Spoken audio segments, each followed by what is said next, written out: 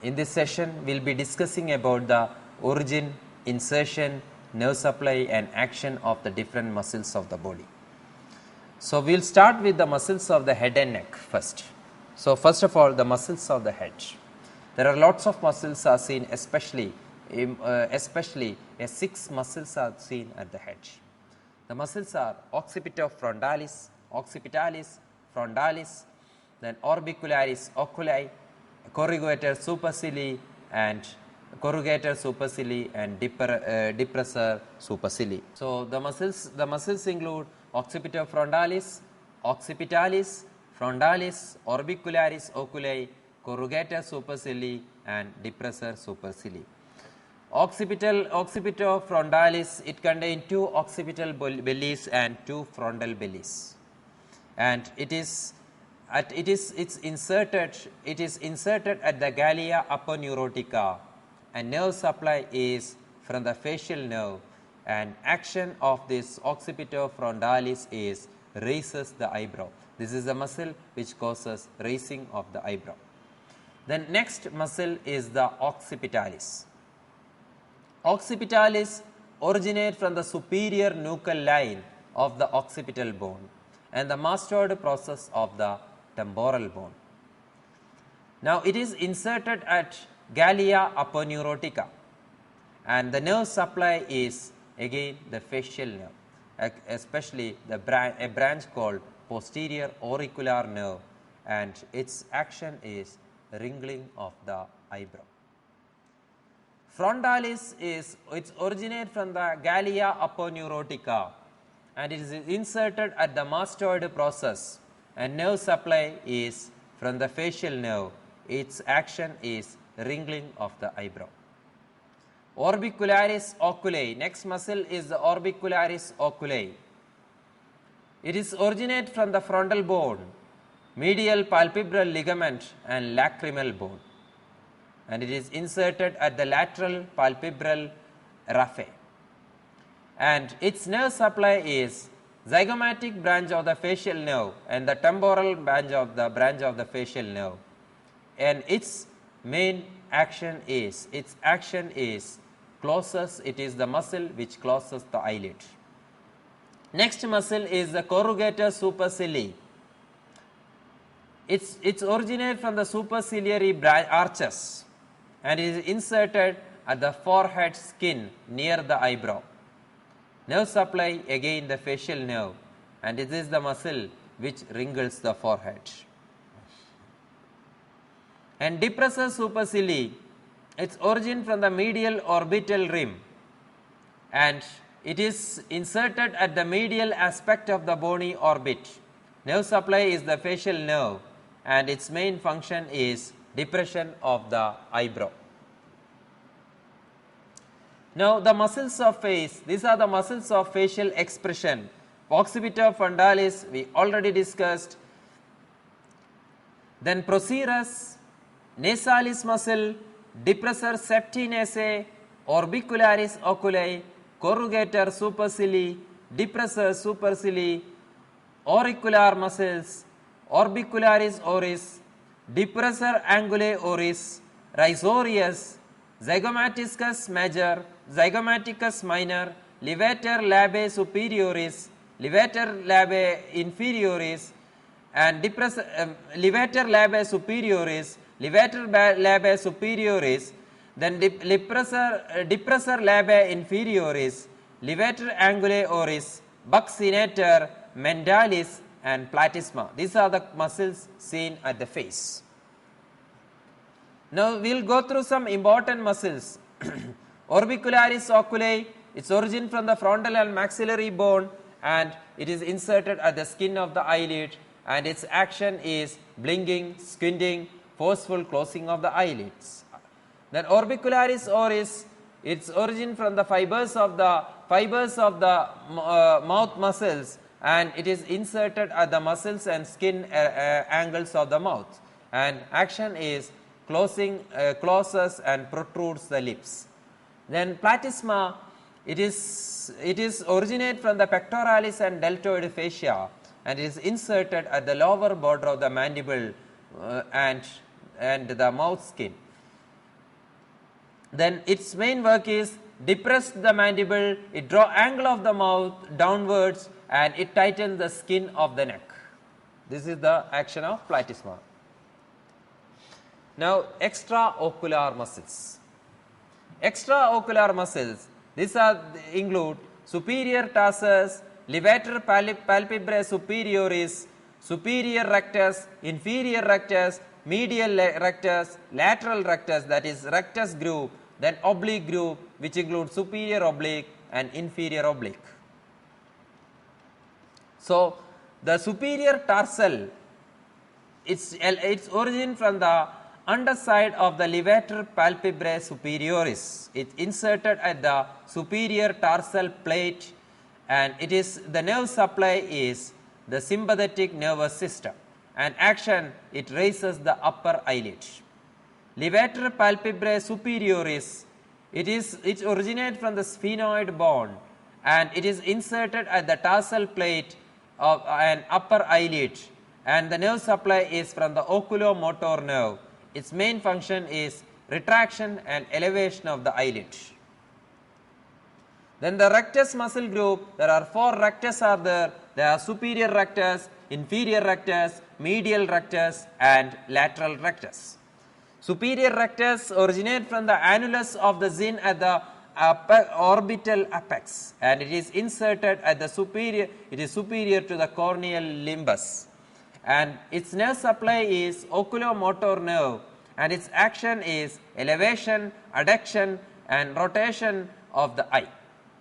Inferior rectus, it is again originated from the annulus zin and at the orbital apex, and it's inserted at the inferior to the corneal limbus, and inferior, it is supplied by the inferior branch of the oculomotor nerve, and its action is depression and adduction of the eyes.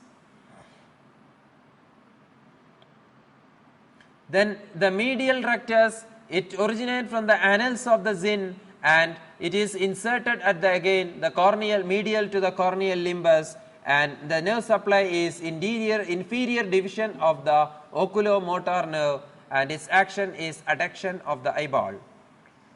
The lateral rectus, it is originate from the annulus of the zin, and it is inserted at the temporal to the corneal limbus, and its nerve supply is abducent nerve, and its action is adduction of the eyeball. Its action is abduction of the eyeball, that is lateral rectus, abduction of the eyeball, medial rectus, adduction of the eyeball, and inferior rectus, depression and adduction of the eyeball, superior rectus, elevation, adduction and rotation of the eyeball. There are oblique muscle groups of the eye. These are superior oblique and inferior oblique, and the origin of the superior oblique from annals of the zin, and inserted at the outer posterior quadrant of the eyeball. Nerve supply is trochlear nerve, and primary action is intrusion, and secondary action is its adduction and depression of the eyeball. So superior rectus, superior oblique, it's starting from the annals of the zin, and it's inserted at the outer posterior quadrant of the eyeball, and the nerve supply is the trochlear nerve. Its primary function is induction, and secondary function is abduction. Inferior rectus, inferior oblique, its origin from the orbital surface of the maxilla lateral to the lacrimal groove, and it laterally it is inserted laterally to the eyeball, deep to the lateral rectus by a short flat tendon, and nerve supply is oculomotor nerve, and action is again extorsion, elevation and abduction. Now the muscles of mastication. There are 4 muscles are there as considered as muscles of mastication. These are masseter, temporalis, medial pterygoid, lateral pterygoid. Then muscles of the craniocervical and upper thoracic region. Now, the functions of these muscles include it hold the head upright against gravity, position the head in space in order to optimally position the sensory organs, movements of the vertebral column and movements of the scapula. These are the functions of the muscles of the craniocervical and upper thoracic region. So, it can be the in the posterior region. Once we see the posterior region, the muscles of the craniocervicothoracic region is seen as layers. The layers include there will be a superficial layer which include the trapezius and levator scapula. There is a splenius group including splenius capitis and splenius cervicis. There is a semispinalis group which include the semispinalis capitis and semispinalis cervicis, and there is a suboccipital group of muscles. So, in the posterior region, the most superficial muscles are the trapezius and levator scapula. It is the superficial muscles of the neck and upper thoracic region. Then there comes the splenius capitis, splenius group of muscles, that is splenius, it includes the splenius capitis and splenius cervicis. It is seen deep to the levator scapula and it produces extension when working bilaterally, and it produces when working unilaterally, it produces this muscle splenius group produces ipsilateral rotation. So, once it works once this splenius group work bilaterally, it produces extension, and once the splenius group work ipsilaterally, it produces rotation movement. Though just below the splenius group, there is a muscle group called semispinalis group. It includes the semispinalis capitis and semispinalis cervicis. It is seen deep to the splenius group, and it produces extension of the head and neck.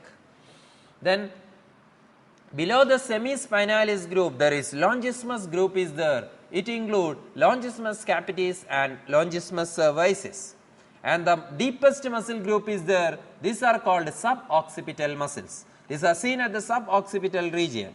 It includes again 4 muscles. These are rectus capitis posterior major, rectus capitis posterior minor, superior oblique and inferior oblique. This independent movement over the craniovertebral region, its main movement is it produces an independent movement of the craniovertebral region over the lower cervical spine. So, suboccipital muscle group, these are the deepest muscle group, and its main action is it produces an independent craniovertebral movement, at the craniovertebral region over the lower cervical spine. The 4 muscles are there in the suboccipital group. So, once you see the lateral muscles of the neck region, these are known as scalenes. There are 3 scalenes are there seen. They are anterior, posterior and middle scalenes are there. Anterior scalenes, its main work is flexion of the cervical spine. Middle scalene, these are the frontal plane stabilizers, and the posterior scalenes, this main work is the lateral flexion. So, the lateral muscles are called scalenes, and there are 3 scalenes are there. These are anterior, posterior and middle scalenes. Anterior scalene, flexion of the cervical spine. Middle scalene, it is a stabilizer, frontal plane stabilizer, and posterior scalene is the lateral flexor. Now, next muscle seen on the lateral side of the neck is the sternocleidomastoid muscle. It originates from the manubrium sterni and medial portion of the clavicle, and is inserted at the mastoid process of the temporal bone and superior nuclei. Nerve supply is having motor and sensory supply, supply from the accessory nerve and sensory supply from the cervical plexus.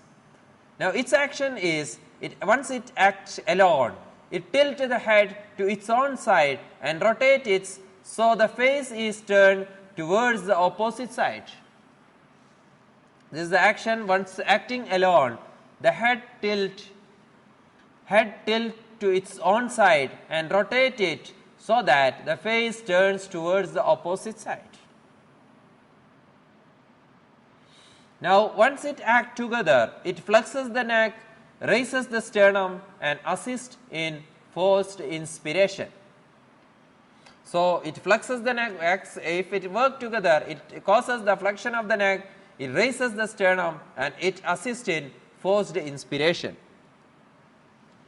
Now, there are some anterior muscles of the neck. These are longissimus capitis, longissimus colli, rectus capitis anterior and rectus capitis lateralis. Now, once we go through the muscles of the neck, the flexors are longissimus colli, longissimus capitis, infrahyoid. The extensors are the splenius capitis, semispinalis capitis, suboccipital and trapezius. The rotators are the splenius capitis, sternocleidomastoid, levator scapula and suboccipitalis. The lateral flexors are the scalenes. So, these are the muscles of the neck. Now, we will go through the muscles of the shoulder. Now, we will go through the muscles of the shoulder. There are a muscle group called rotator cuff muscles. These are the stabilizers of the shoulder which helps in elevation and rotation of the arm. So, there are 4 muscles are there in the rotator cuff muscle group. These are supraspinatus, infraspinatus, teres minor and subscapularis. All these muscles arises from the scapula and inserted to the head of the humerus. So, there are rotator cuff muscles are seen. There are 4 rotator cuff muscles are there. These are supraspinatus, infraspinatus, teres minor and subscapularis. All these muscles arises from the scapula and inserted into the head of the humerus. So, the muscles are and its main work is it stabilizes the shoulder and helps in elevation and rotation of the arm. So, first of all, there is supraspinatus muscles are there. It originates from the supraspinous fossa and it is inserted at the superior and middle facets of the greater tuberosity. Its action is stabilizes the head of the humerus in the glenohumeral joint and it abducts the arm. Nerve supply is the suprascapular nerve. Next muscle is the infraspinatus muscle. Infraspinatus muscle originates from the infraspinous fossa and is inserted at the middle facet of the greater tuberosity. Its action is it stabilizes the head of the humerus in the glenohumeral joint and it externally rotates the arm. Its nerve supply is suprascapular nerve. Next muscle is the teres minor muscle. Teres minor muscle originates from the lateral border of the scapula and it is inserted to the inferior facet of the greater tuberosity. Its action is it stabilizes the head of the humerus, again is stabilization of the head of the humerus in the glenohumeral joint. And its main action is, and its another action is it externally rotate the arm and nerve supply is from the axillary nerve. Next muscle in the rotator cuff is the subscapularis muscle. Subscapularis muscle originates from the subscapular fossa and is inserted to the lesser tuberosity. Its action is it stabilizes the head of the humerus in the glenohumeral joint and it internally rotates the humerus. Nerve supply is upper and lower subscapular nerve. So, these all muscles are the rotator cuff muscles. So, its main function is its stabilization of the shoulder and helps in elevation of the rotator helps in elevation and rotation of the arm. So, any instability, any compromise of this rotator cuff muscle, cut कर लो hello. So, rotator cuff muscles, there are 4 rotator cuff muscles are there. It includes the supraspinatus, infraspinatus, teres minor and subscapularis. So, the main function of this rotator cuff muscle is it stabilizes the shoulder and helps in elevation and rotation of the arm. So, it's this rotator cuff muscle, it is one of the main muscle which protect the, which keeps the keeps the humeral head in position while doing the different activities. So, any compromise in the rotator cuff muscles will cause us a syndrome called impingement syndrome.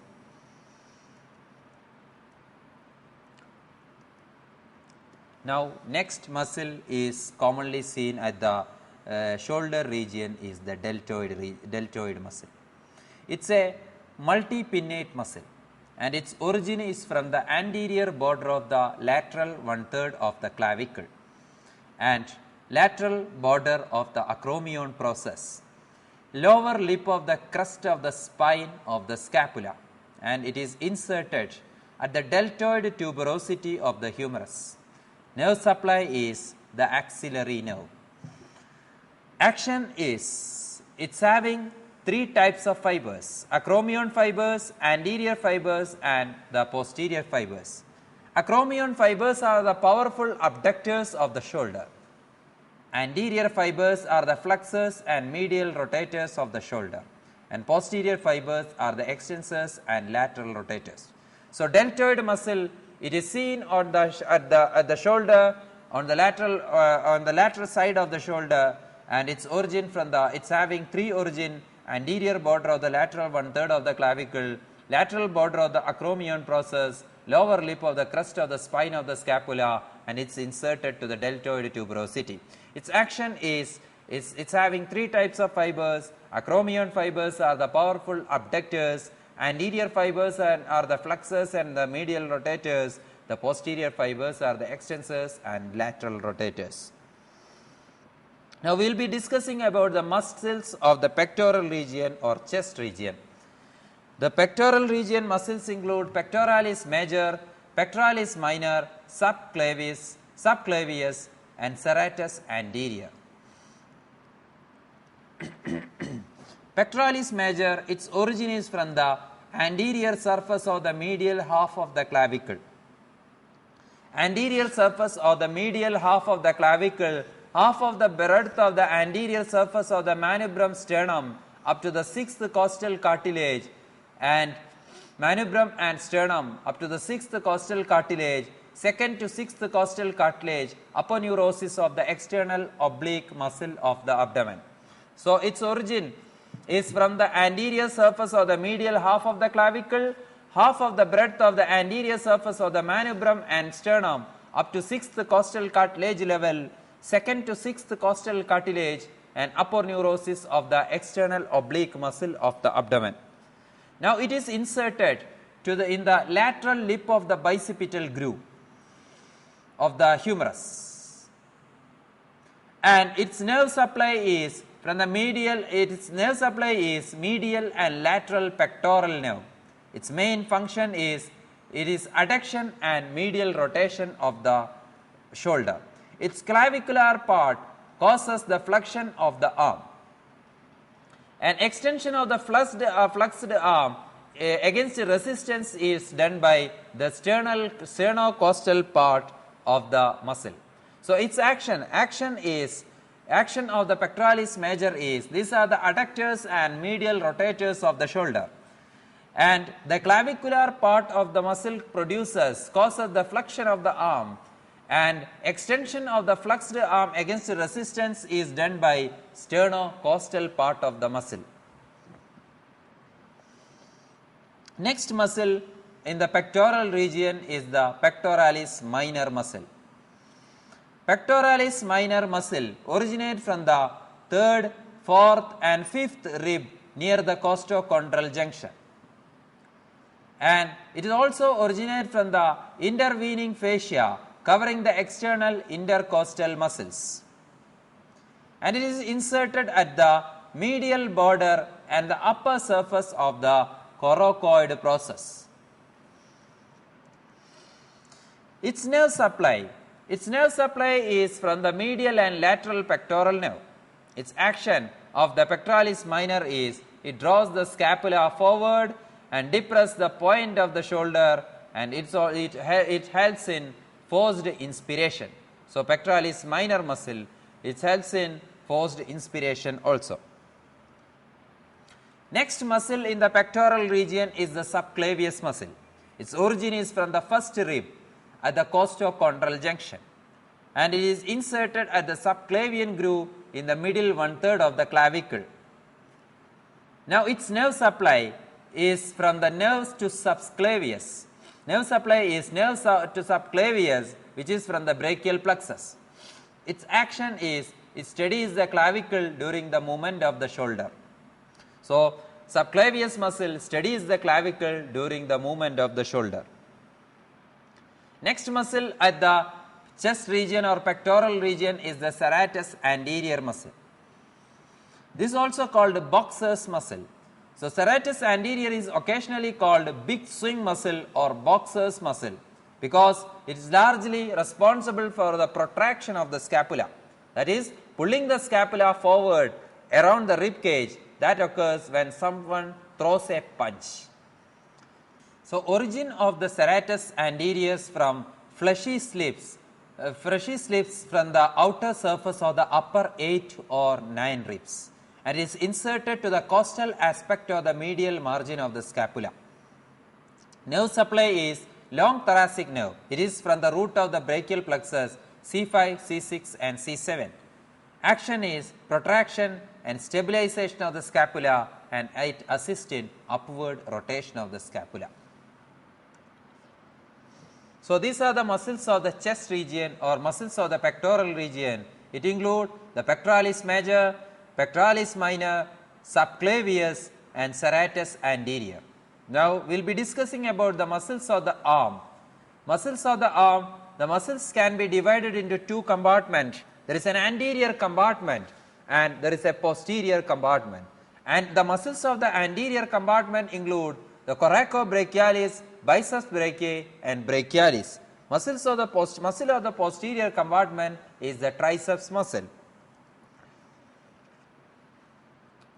We will be discussing about the muscles of the anterior compartment first. The first muscle is the coracobrachialis muscle. It arises from the apex of the coracoid process in common with the short head of the biceps brachii and from the intermuscular septum between the two muscles. And it is inserted by means of a flat tendon into an impression at the middle of the medial surface of and borders of the body of the humerus or shaft of the humerus between origin of the triceps brachii and brachialis. So, it is inserted like a flat tendon into the impressions of the middle of the medial surface of the body of the humerus or shaft of the humerus and between origin of the triceps brachii and brachialis. And its innervation is from the nerve supply is from musculocutaneous nerve, which arises from the anterior division of the upper and middle trunk of the brachial plexus. Its work is, its main action, the main action of the coracobrachialis is it adducts the humerus flexion of the arm at the glenohumeral joint. Next muscle of the anterior compartment of the arm is the biceps brachii. It originates making a short head and a long head. Short head from the coracoid process of the scapula and long head from the supraglenoid tubercle, and is inserted to the radial tuberosity and the bicipital aponeurosis into the deep fascia on the medial part of the forearm. Action of the biceps brachii is it flexes the elbow and supinates the forearm. Nerve supply is from musculocutaneous nerve. The nerve root is C5 to C7. So, biceps brachii, this is another anterior muscles of the anterior compartment of the arm. Next muscle is the brachialis muscle. Brachialis muscle origin from the anterior surface of the humerus, particularly the distal half of the humerus. So, originate from the anterior surface of the humerus, particularly the distal half of the humerus. Insertion to the coronoid process and the tuberosity of the ulna. And its nerve supply is the musculocutaneous nerve, and the action of the brachialis is flexion of the elbow. Now, muscle of the posterior compartment is the triceps brachiae. Triceps brachiae, it's originate by making three heads, that is a long head, a lateral head, and a medial head. The long head from the infraglenoid tubercle of the scapula. The lateral head is from the posterior humerus, and the medial head is also from the posterior humerus, and it is inserted to the olecranon process of ulna. So, triceps brachiae is the posterior muscle, and it's make three head, its origin from the three head and inserted into the olecranon process of ulna. So, its main action is extension of the elbow. So, the arm muscles of the arm can be divided into two compartments, an anterior compartment which include the coracobrachialis, biceps brachiae and brachialis, and the posterior compartment muscle which is the triceps muscle. Now, we will go through the forearm muscles. Forearm muscles can be divided into two types of muscles, that is muscles seen at the anterior compartment and muscles seen at the posterior compartment. Muscles seen at the anterior compartment are mainly the flexors muscle, flexor group of muscles. So, anterior compartment muscles are the flexors of the wrist, and this can be again further divided into a superficial group of muscles and a deep group of muscles. The superficial group of muscles all have the same origin. The origin is the medial epicondylae of the humerus, and the deep muscles, there are 5 superficial muscles and 3 deep muscles are there at the anterior compartment of the forearm. Now, the superficial muscles include the pronator teres, flexor carpi radialis, flexor carpi long, the superficial muscles include the pronator teres, flexor carpi radialis, palmaris longus, flexor carpi ulnaris, flexor digitorum superficialis, and all these muscles have a common origin. The origin is the medial epicondylae of the humerus. Now, the deep muscles, there are 3 deep muscles are there. These are flexor pollicis longus, flexor digitorum profundus, and pronator quadratus. Now, we will go through the origin and insertion and nerve supply of this superficial muscle. The first muscle is the pronator teres muscle. Pronator teres muscle is having 2 heads, a humeral head and an ulnar head. The origin is from both heads, that is humeral head and ulnar head.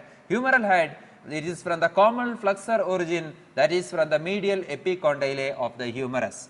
Ulnar head from the medial border of the coronoid process of the ulna, and it is inserted to the lateral aspect of the shaft of the radius, and its nerve supply is from the median nerve, that is the C6 and C7 branch of the brachial plexus. That is C6 and C7, its action is 2 action, its pronator teres is having 2 action, that is pronation of the forearm and flexion of the elbow. The next superficial muscle of the anterior compartment of the forearm is flexor carpi radialis. Flexor carpi radialis originates from the medial epicondylae of the humerus. Again, that is the common flexor origin and is inserted to the base of the 2nd and 3rd metacarpal bone. Its nerve supply, again the median nerve, that is C6 and C7. Action is flexion of the hand at the wrist joint, and it also causes the radial deviation of the hand at the wrist joint, that is abduction or radial deviation of the hand at the wrist joint. The third muscle is the palmaris longus. Palmaris longus is the third superficial muscles of the anterior compartment of the forearm. Its origin is from the medial epicondylae of the humerus. This is the common flexor origin and is inserted into the flexor retinaculum and palmar aponeurosis. And its nerve supply is from the median nerve, that is C7, that is branches C7 and C8.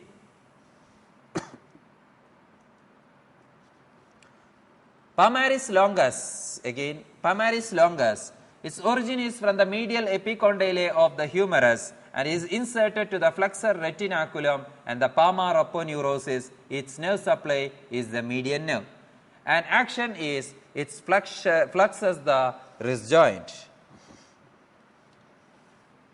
Next muscle of the next superficial muscle is the flexor carpi ulnaris. It's having two origin, two heads, a humeral head and ulnar head. Humeral head is from the common flexor origin, that is the medial epicondylae of the humerus, and ulnar head from the medial aspect of the olecranon process of the ulna and the posterior border of the ulna. Then it is inserted to the pisiform bone, hook of the hamate and base of the fifth metacarpal bone. Its nerve supply is the nerve, ulnar nerve, that is C7, C8 and T1.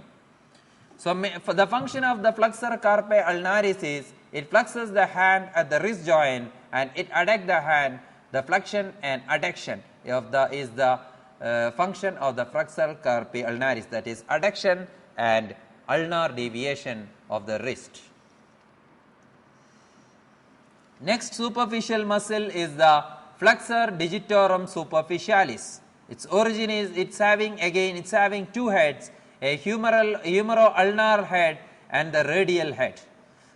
Humero-ulnar head is from the medial epicondylae of the humerus and the medial margin of the coronoid process of the ulna, and its radial head rising from the oblique line on the anterior surface of the shaft of the radius, and is inserted at the muscle belly, that is the flexor digitorum superficialis. The muscle belly give rise to four tendons distally, and each of the tendon attached to the slides of the middle phalanx of the four middle fingers, and its nerve supply is the median nerve. Action. Its action is it flexes the middle phalanx of the fingers, it flexes the proximal phalanx of the fingers. It's a strong flexor of the middle phalanx of the fingers, and it's a weak proximal phalanx flexor, and it flexes the wrist also. That's flexor digitorum superficialis. So, the muscles we discussed were the superficial muscles of the forearm. They were pronator teres, flexor carpi radialis, palmaris longus, flexor carpi ulnaris and flexor digitorum superficialis. Then there are three deep muscles also. These are flexor pollicis longus, flexor digitorum profundus and pronator quadratus. Flexor pollicis longus, its origin is from the middle of the anterior surface of the shaft of the radius and from the adjoining part of the interosseous membrane, and is inserted it is inserted at the distal phalanx, that is the tendon passes distally through the carpal tunnel and it attached to the distal phalanx of the thumb, and its nerve supply is the anterior interosseous branch of the median nerve. Its action is it flexes the phalanx of the thumb. So, that is flexor pollicis longus. Its action is it flexes the phalanx of the thumb. The next deep muscle of the anterior region is flexor digitorum profundus. Its origin is from the upper 3/4 of the anterior medial shaft of the ulna, and is inserted at the distal phalanx of the four fingers. That is, before inserting, the muscle divide into four tendons just prior as it passes through the carpal tunnel, and it attached to the distal phalanx of the four fingers. The nerve supply is also, there is a peculiar nerve supply, that is double nerve supply is the medial part is supplied by the ulnar nerve and the lateral portion is supplied by the anterior interosseous branch of the median nerve. Then action is it flexes the finger it is the exclusive flexor of the distal phalanx. It is a weak flexor of the wrist. So, the function of flexor digitorum profundus is it flexes the finger, it is the exclusive flexor of the distal phalanx, and it is the weak flexor of the wrist. Next muscle is the pronator quadratus. The next deep muscle is the pronator quadratus. It is seen at the lower quarter of the anterior surface of the shaft of the ulna and is inserted. It is inserted at the lower quarter of the anterior shaft of the radius. So, it is from the lower quarter of the anterior surface of the shaft of the ulna, it passes to the lower quarter of the anterior surface of the shaft of the radius. Its nerve supply is from the anterior interosseous branch of the median nerve. As is the name itself, we can understand that it is the muscle which pronate the forearm. So, we were discussing about the superficial muscles of the anterior compartment of the the deep muscles of the anterior compartment. The muscles include the flexor pollicis longus, flexor digitorum profundus and pronator quadratus. Now, forearm muscles can be divided. We divided the forearm muscle into two, that is anterior compartment and posterior compartment. Like anterior compartment, posterior compartment is also having the superficial muscle group and the deep muscle groups. The superficial muscles of the posterior compartment, the muscles are, the posterior muscles are the extensors muscle and extensor muscle, and almost all it's having a common origin, and it is from the there is a common extensor origin for all these muscles. So, the superficial muscles include extensor carpi radialis longus, extensor carpi radialis brevis, extensor carpi ulnaris, extensor digitorum, extensor digiti minimi and brachioradialis. Then deep muscles of the posterior compartment include extensor pollicis longus, abductor pollicis longus, extensor pollicis brevis.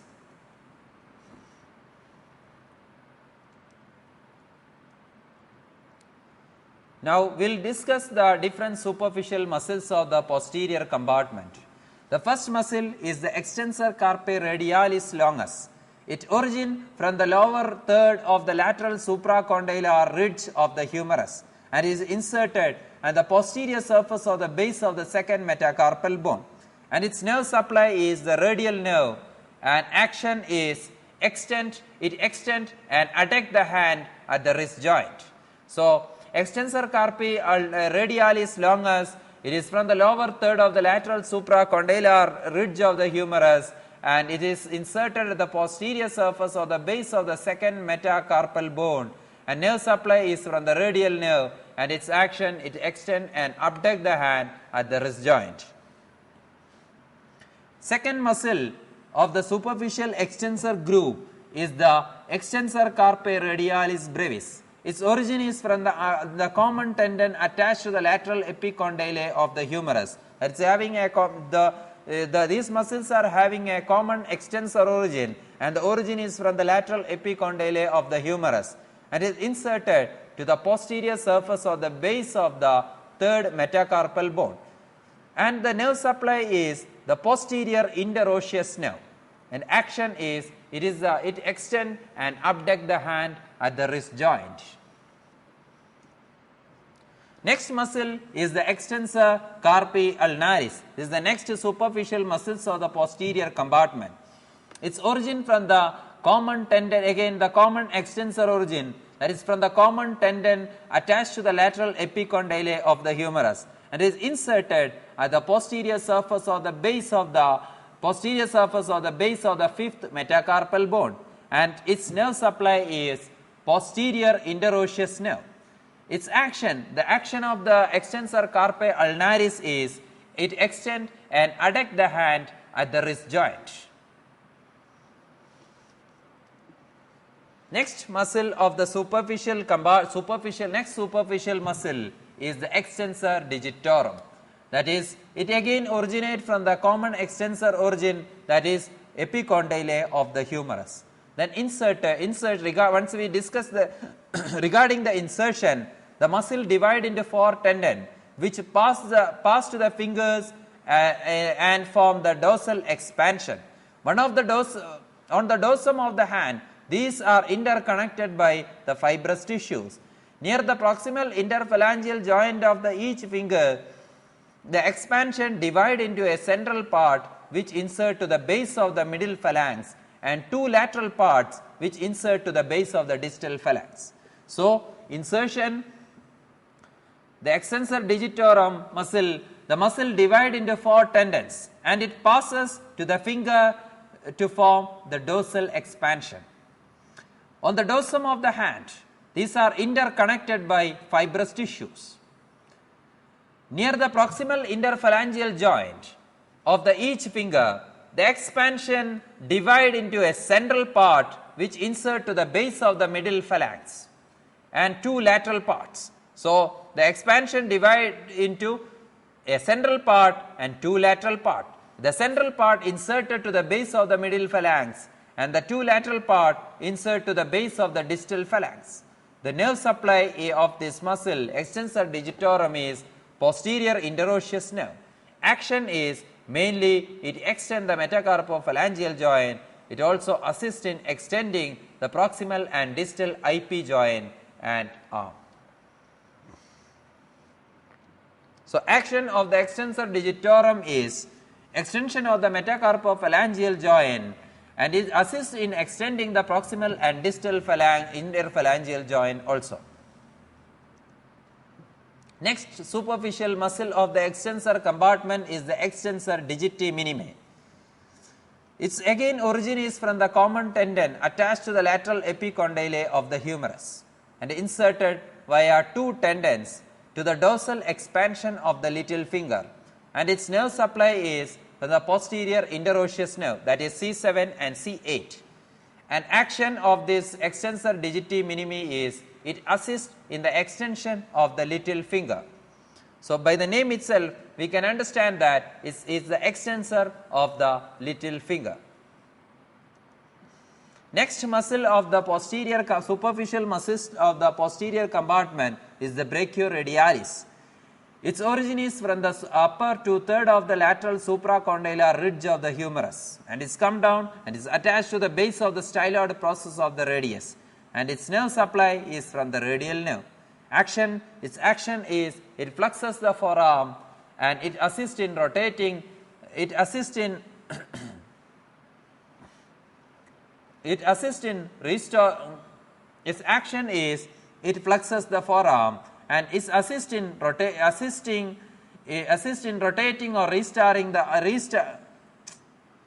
brachioradialis muscle.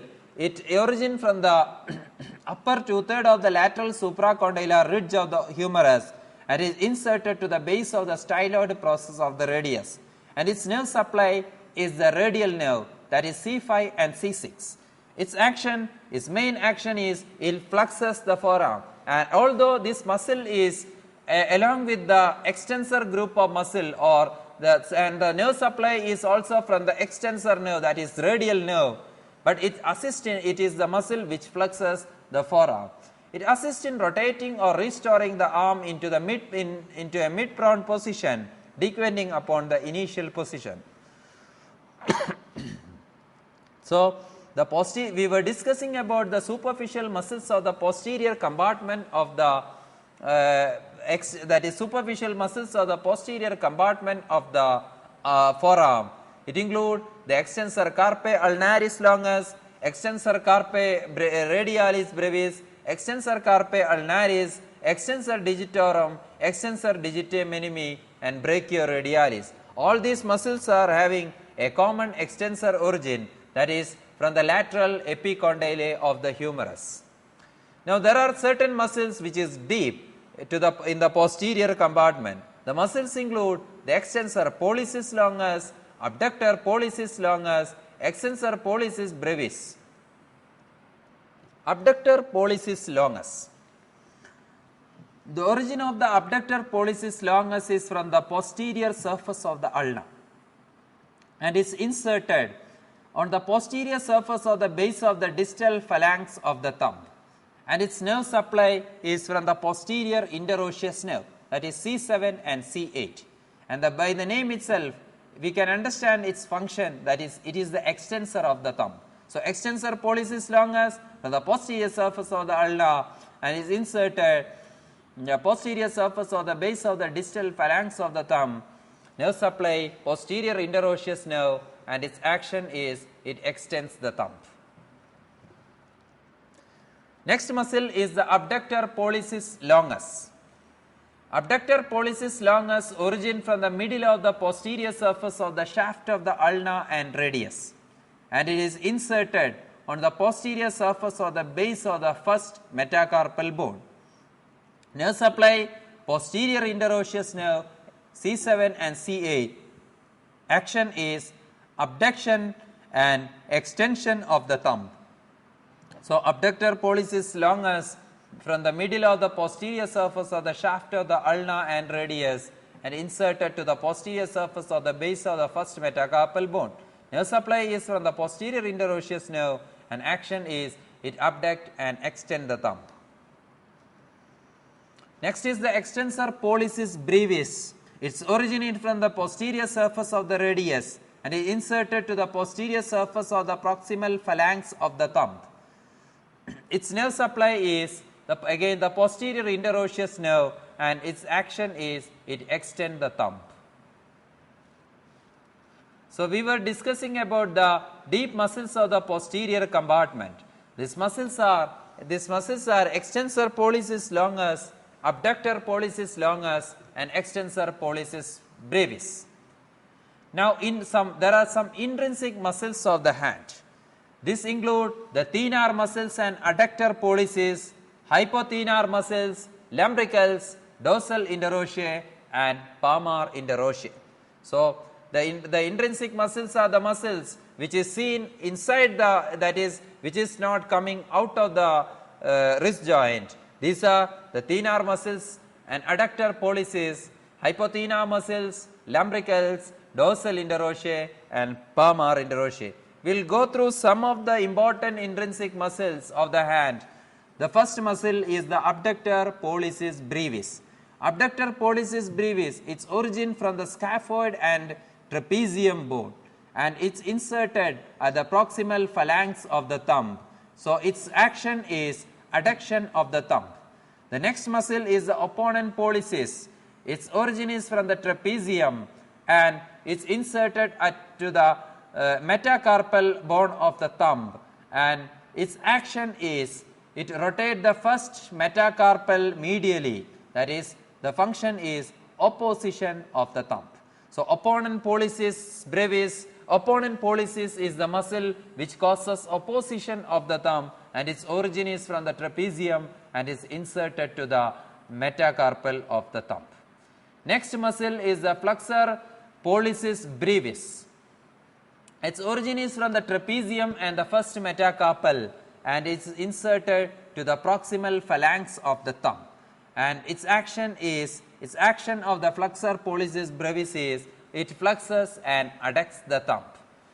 The next is intrinsic muscle of the hand is the adductor pollicis. It originates from the capitate, second and third metacarpal, and is inserted to the proximal phalanx of the thumb, and action is adduction of the thumb. So, intrinsic muscles of the other intrinsic muscles of the hand are hypothenar muscles, there are lumbricals there are palmar interosseous, and there are dorsal interosseous also. Next is abdominal muscles. So, the main function of the abdominal muscles are the functions are the movement and support of the trunk, and it assists in breathing processes, and the abdominal muscles protect the inner organ. Now, the abdominal muscles include the anterior abdominal wall consists of 4 pairs of flat sheet muscles. These are rectus abdominis, transverse abdominis, external oblique, and internal oblique. The first muscle is the rectus abdominal muscles.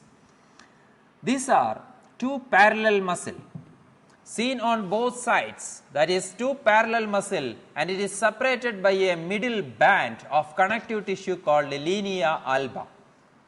It originates from the pubis and is inserted to the xiphoid process and the costal cartilage of 5th to 7th costal cartilage. So, its action is the flexion of the vertebral column. So, for the muscles of the the muscles of the abdominal region include the rectus abdominis, transverse abdominis, external oblique and internal oblique. So, rectus abdominal muscle, and it is origin from the pubis and is inserted to the xiphoid process, and action is flexion of the vertebral column. The next muscle of the abdominal region is the external oblique. External oblique, it is from its origin from the external surface of the 5th to 12th rib and is inserted to the anterior iliac crest and the abdominal aponeurosis of the linea alba. Now, external oblique is originated from the external surface of the 5th to 12th ribs and is inserted to the anterior iliac crest and abdominal aponeurosis to the linea alba. So, the function of the external oblique is flexion, rotation and lateral flexion of the vertebral column. The nerve supply is 8 to 12 intercostal nerve, iliogastric and ilioinguinal nerves. Next internal oblique muscle is the abdominal muscle is the internal oblique muscle.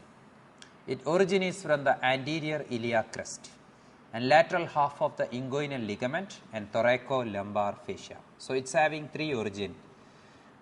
The first one is an anterior iliac crest, the second one is lateral half of the inguinal ligament, and the third origin is from the thoracolumbar fascia. It is inserted at the costal cartilage of the rib 8 to 12, aponeurosis to the linea alba. It is inserted to the costal cartilage of the ribs 8 to 12 ribs and the abdominal aponeurosis of the linea alba. The action of the muscle, the internal oblique, is flexion, rotation, lateral flexion of the vertebral column. Flexion, rotation and lateral flexion of the vertebral column is the function of the internal oblique. The nerve supply is 8 to 12 intercostal nerve, iliohyogastric and ilioinguinal nerves are the nerve supplies to the internal oblique. That is 8 to 12 intercostal nerves. Iliohyogastric nerve and ilioinguinal nerves are the nerve which supplies to the intercostal muscle, internal oblique muscle. Now, there is another muscle is called transverse abdominis.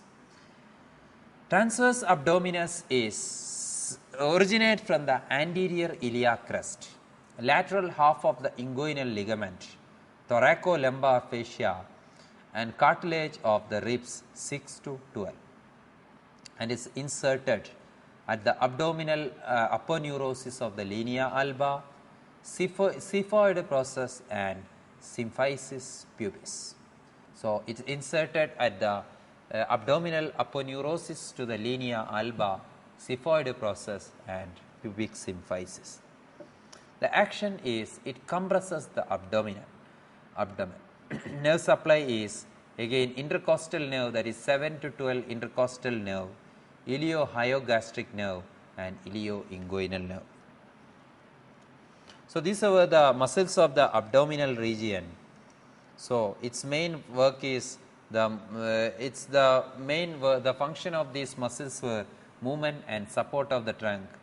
These muscles also assist in breathing process and it protect the inner organ. There are some important inner organs are there in the abdominal region and it protect all these internal organs. So, the muscles in the abdominal region are the rectus abdominis, transverse abdominis, external oblique and internal oblique. Now, the muscles of the back. Muscles of the back we already discussed on at the superior, that is in the thoracic and cervico upper thoracic region we already discussed. Now, the arrangement of the muscles of the back. The muscles of the back can be divided into three groups. A superficial group is an extrinsic group, we can say a superficial extrinsic group, and an intermediate extrinsic group and a deep intrinsic group or a deep intrinsic muscle. So, the back muscle can be divided into three layers, a superficial extrinsic group, and an intermediate extrinsic group, and a deep intrinsic group of muscles.